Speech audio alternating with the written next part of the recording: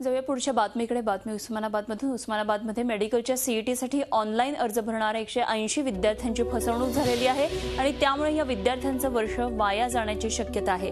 शहरामधल्या internet cafe चालकांना या विद्यार्थ्यांकडून ऑनलाईन फॉर्म भरण्याच्या नावाखाली लाखो रुपये जमा केले, मात्र बँकेत चलन न भरताच पोबारा केला आणि त्यामुळे या विद्यार्थ्यांना परीक्षेचं हॉल तिकीट मिळणार नाहीये. या विद्यार्थ्यांच्या पालकांनी संताप व्यक्त केला असून कारवाईची मागणी केली आहे.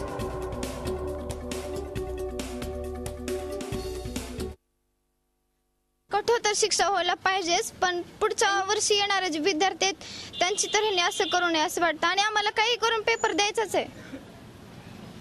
यांना शिक्षा तर झालीच पाहिजे.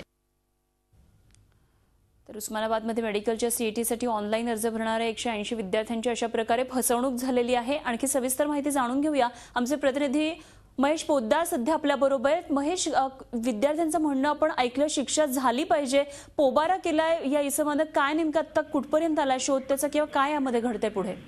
अनुपमा, अतिशय गंभीर असा प्रकार आहे.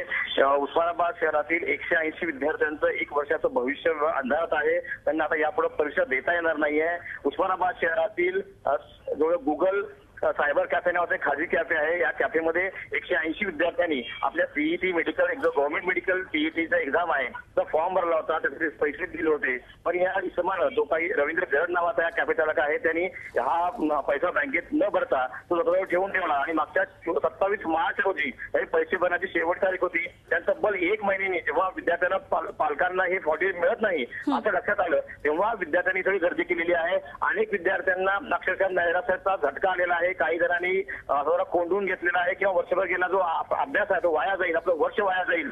एका विद्यार्थ्याच्या पालकाला, जो गोरे नावाचा विद्यार्थी, त्याला एक माइंड अटॅक आलेला आहे. अशा प्रकारे एकदम गंभीर अशी परिस्थिती आहे आणि तो सायबरचा चालक आहे, तो पोबर आहे. त्याची प्रशासनाला कुठलीही माहिती नाही, पोलिसांना माहिती नाही. सगळे पालक आणि विद्यार्थी गोंधळलेले आहेत. अनुपमा, येत्या 7 तारखेला या मेडिकल सीईटीची एंट्रन्सची एक्झाम आहे. अतिशय गोंधळाचं वातावरण आता उस्मानाबाद या कॅफेवर आहे. अगदी आता यावर पोलिसांनी लवकरात लवकर शोधून काढणं हा एक महत्त्वाचा उपाय आहे. अर्थात पोलीस याबाबत पुढे काही करतात. धन्यवाद दिलेल्या सगळ्या माहितीबद्दल महेश पोद्दार, आमचे प्रतिनिधी आपल्याबरोबर उस्मानाबादमधून होते.